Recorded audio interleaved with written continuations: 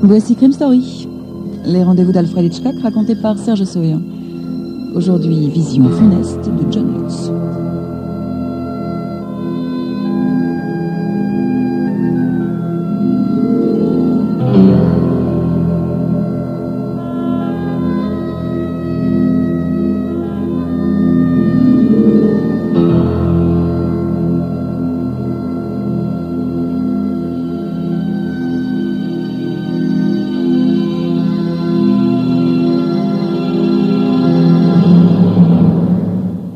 C'est pas que je sois avare, non. Encore que Nancy, ma garce d'ex-femme, me l'est souvent reproché. Mais comme elle me reprochait tout et n'importe quoi, surtout vers la fin... Bref, passons. Toujours est-il que j'ai pas le sentiment d'être avare. Enfin, pas plus que la moyenne, voyez. Disons que j'ai le sens de l'économie. Et des économies, croyez-moi, je vais en avoir besoin. En effet... Je viens d'acheter une vieille maison avec poutres et chevrons. Non, attention, j'ai pas dit une vieille baraque, hein. Non, une belle vieille maison à colombage, s'élevant sur 2 étages et située, vous voyez, à l'angle des rues Maple et Fairland, en plein cœur de Sycamore Grover, un petit quartier pittoresque en bordure de la ville. Vraiment une belle vieille maison. L'ennui, c'est que je n'ai aucune idée de ce qu'il convient de faire pour restaurer une vieille demeure. Ce que je sais, en revanche, c'est que ça coûte les yeux de la tête. C'est tout moi, ça. Comme disait cette garce de Nancy, pas d'idée et pas de moyens. Ah, Nancy. Qu'elle m'en a fait voir, celle-là. Jusqu'à ce qu'elle me quitte pour un type qui, lui, avait des moyens, à défaut d'idées. Il y a 8 mois de ça. 8 mois qu'elle est partie. Depuis, je me suis juré que jamais plus je me laisserai avoir par aucune femme. Jamais plus.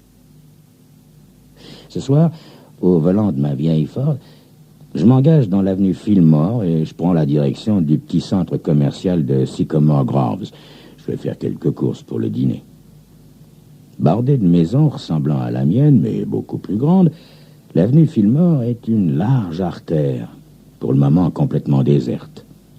Chaque maison est construite sur une petite butte en retrait de la chaussée. La nuit est tombée et des lumières brillent derrière les fenêtres ornées de vitraux aux motifs recherchés. Certaines fenêtres, très larges, sont masquées de voilages légers. Et alors que je passe devant une maison assez semblable à la mienne, j'entrevois à travers le léger rideau des murs recouverts d'un papier fantaisie, des meubles, et au plafond, un lustre de cristal brillant de tous ses feux. C'est peut-être ce qui cloche dans ma salle à manger, à moi. Les murs sont peints dans un ton beige sans attrait. Quant au lustre, vous voyez, un de ces vieux appareils à gaz transformés pour l'électricité, du bricolage, quoi. Cette vision furtive et les conclusions que j'en tire me laissent rêveur. Et si j'osais... Ma discrétion naturelle me fait hésiter. Mais comme il fait nuit noire et que ma Ford est silencieuse...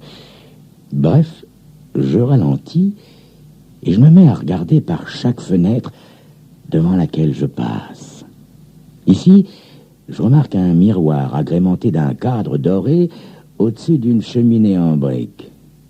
Ouais. Les briques et les dorures vénitiennes, il y a mieux, hein? Ailleurs, un type en robe de chambre de velours rouge est en train de choisir un livre dans une imposante bibliothèque. Nettement mieux, là. Plus loin, c'est une femme en robe noire qui se tient dans une salle à manger aux murs décorés d'assiettes anciennes, très colorées. Dans un autre intérieur, un mur a été entièrement refait avec ce qui semble être des vieilles briques. Décidément.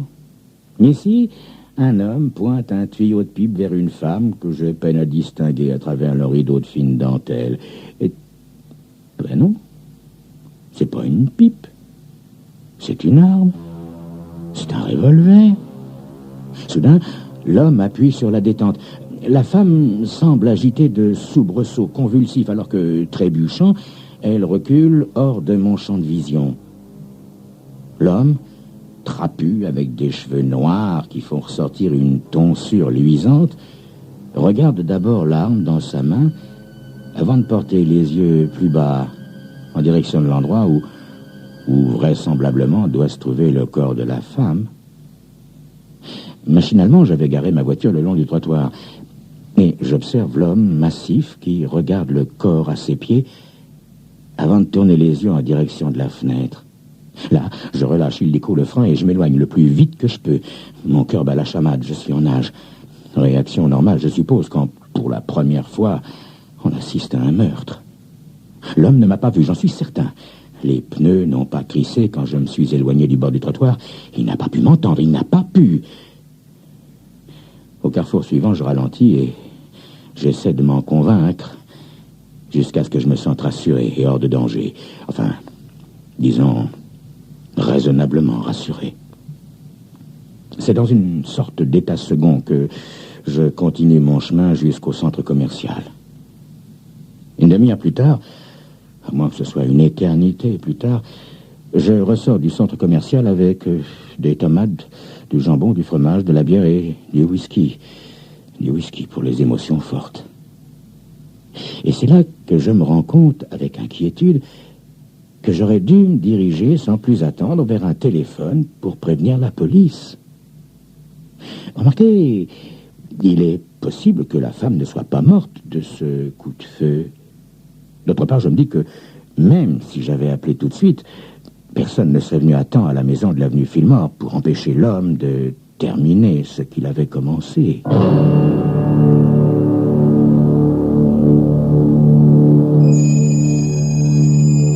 Si c'est bien d'un meurtre qu'il s'agit, peut-être mes yeux vont-ils jouer un tour? Peut-être y a-t-il une explication parfaitement innocente. Par exemple, un homme et une femme en train de répéter un rôle. Hein? Non? Alors quoi? C'est ce que vous saurez dans quelques instants.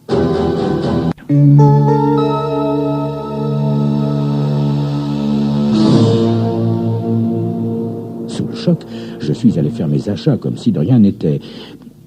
Cela dit, il vaudrait sans doute mieux maintenant que je téléphone à la police. Déjà, l'incident, si on peut appeler ça un incident, devient confus dans ma mémoire. N'empêche que je dois le signaler à la police. C'est mon devoir de bon et honnête citoyen. Il faut que justice soit faite, n'est-ce pas? Mu par la noble cause qui m'inspire, je retourne chez moi, fermement décidé à appeler les autorités. À peine arrivé, je décroche le téléphone et je compose le numéro de la police. C'est un certain sergent Willoughby qui prend la communication et qui écoute mon histoire avec un intérêt relatif. Très relatif, me semble-t-il. De temps à autre, il se borne à m'interrompre pour me demander d'apporter quelques précisions. Alors, d'après vous, monsieur, ce serait un assassinat? Ça m'en a tout l'air, sergent. Ouais. Dites-moi, monsieur Graner, que faisiez-vous en voiture à regarder par les fenêtres? C'est-à-dire, sergent... C'est-à-dire? C'est-à-dire que je cherchais des idées de décoration. Vous voyez, je viens d'acheter une maison dans le quartier et je cherche des idées. Mais, monsieur Graner, je croyais qu'il existait des magazines spécialisés dans ce genre de choses. Non, écoutez, sergent, il se trouve que je roulais en direction du centre commercial et je me demandais comment je pourrais arranger ma nouvelle, ancienne, enfin, la maison dans laquelle je viens d'emménager, quand je me suis dit, pourquoi ne pas regarder au travers de quelques fenêtres et voir à quoi ressemblent certains intérieurs, vous voyez? C'est pas un crime tout de même, sergent. Vous avez dit 323 avenue Fillmore, monsieur Graner? Oui, sergent, oui, c'est arrivé il y a environ une demi-heure. Et qu'avez-vous fait pendant cette demi-heure, monsieur Graner? Je faisais mon marché au centre commercial, sergent. Pourquoi n'avez-vous pas appelé tout de suite, monsieur Graner? Je sais pas, je suppose que j'étais trop secoué, sergent. J'avais besoin de réfléchir et surtout, j'avais besoin d'être certain que je ne m'étais pas trompé. Trompé, monsieur Graner? Oui, sergent, enfin, c'est le genre de choses que vous voyez sans voir, si vous voyez ce que je veux dire. Bien. Nous allons vérifier, monsieur Graner. Pour ce qui me concerne, je ne trouve rien à ajouter, d'autant que ce sergent me semble particulièrement borné, n'est-ce pas? Alors je raccroche. Je ne me sens plus chevaleresque du tout, mais alors là, plus du tout. Parfois, le devoir civique peut s'avérer difficile et ingrat, n'est-ce pas? Pas étonnant que tant de monde s'y dérobe. Enfin, je vais tout de même pas gâcher ma soirée pour ça. Aussi, je mets en route un disque de Stravinsky, l'oiseau de feu. Disque qui est déjà posé sur la platine, et j'enclenche mon magnétophone. Oui, ces derniers jours, j'ai fait des emprunts à la discothèque municipale afin d'effectuer des enregistrements pour ma collection personnelle. Non, je ne suis pas avare. Je suis économe, c'est tout. Pourquoi acheter des disques très chers quand on peut les enregistrer pour presque rien? Et puis j'adore la musique. C'est vrai que la musique adoucit les mœurs. En tout cas, elle m'aide à oublier cette garce de Nancy. Et sans doute aussi ce que j'ai vu ce soir.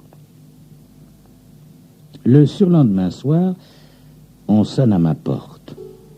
Je vais ouvrir et je me trouve face à un homme trapu, aux cheveux noirs, dont la tonsure luit sous la lumière de la lampe du porche. « Bonsoir, monsieur Graner.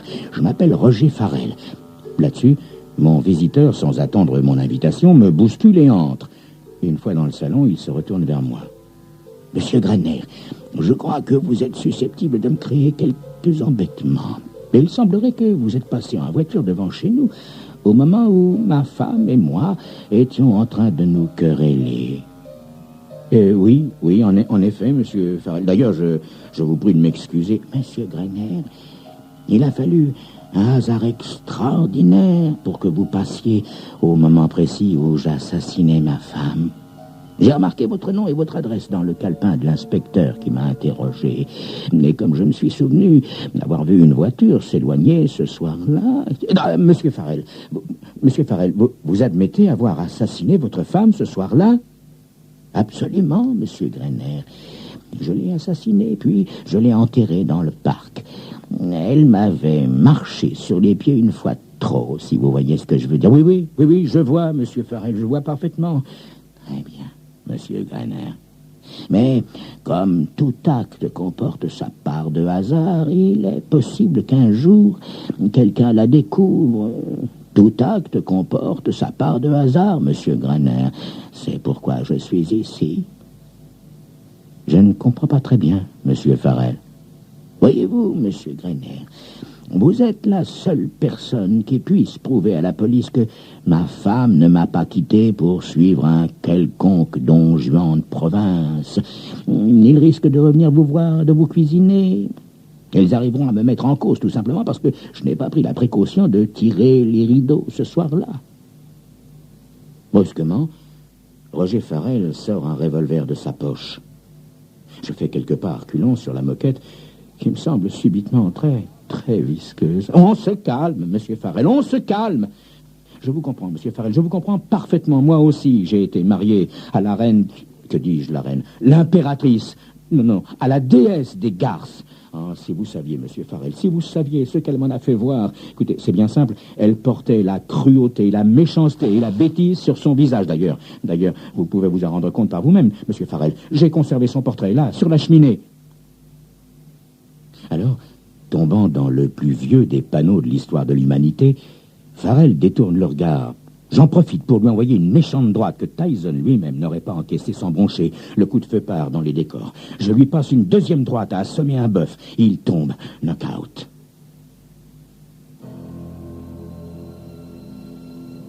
Une demi-heure plus tard, le sergent Willoughby et ses hommes arrêtent le magnétophone, qui, j'ai oublié de vous le signaler, avait tout enregistré.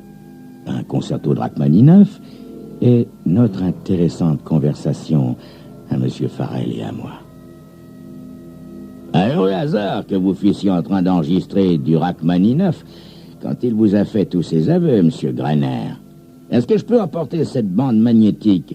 Je sais qu'un enregistrement ne vaut rien devant un tribunal, mais au moins il corroborera votre témoignage. Mais je vous en prie, sergent, je vous en prie. Au revoir, sergent. Merci, hein? Ouf. Je crois que je l'ai échappé belle. Ce fou de Farrell m'aurait tué comme un rien. Mais quelle idée de génie j'ai eue de lui parler de Nancy. Oh, tout de même. Qui eût dit qu'un jour, cette garce de Nancy me sauverait la vie, après tout ce qu'elle m'a fait endurer. Amusant, non?